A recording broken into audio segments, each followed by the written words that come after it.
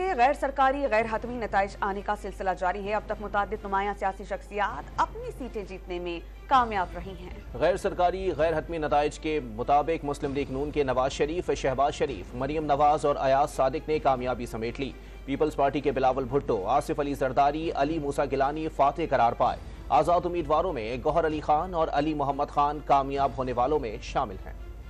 کون ہارا، کس نے جیتی بازی، نتائج آنے کا سلسلہ ہے ابھی جاری۔ اب تک کے غیر حتمی اور غیر سرکاری نتائج کے مطابق مسلم لیگ نون کے قائد نواز شریف NA 130 لاہور میں 1,71,024 ووٹ لے کر کامیاب قرار پائے۔ NA 123 لاہور سے مسلم لیگ نون کے صدر شہباز شریف 63,953 ووٹ لے کر کامیاب ہوئے۔ حلقہ NA 118 لاہور میں نون لیگ کے حمزہ شہباز نے 1,05,000 ووٹ حاصل کر کے فتح سمیٹی۔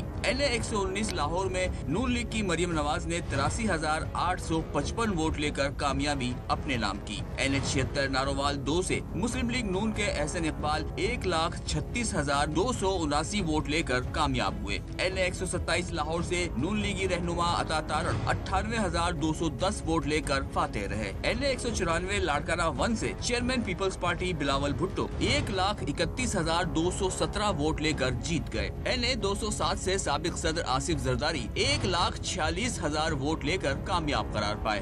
NA 151 ملتان سے پیپلز پارٹی کے علی موسیٰ گیلانی 79,080 ووٹ لے کر کامیاب قرار پائے۔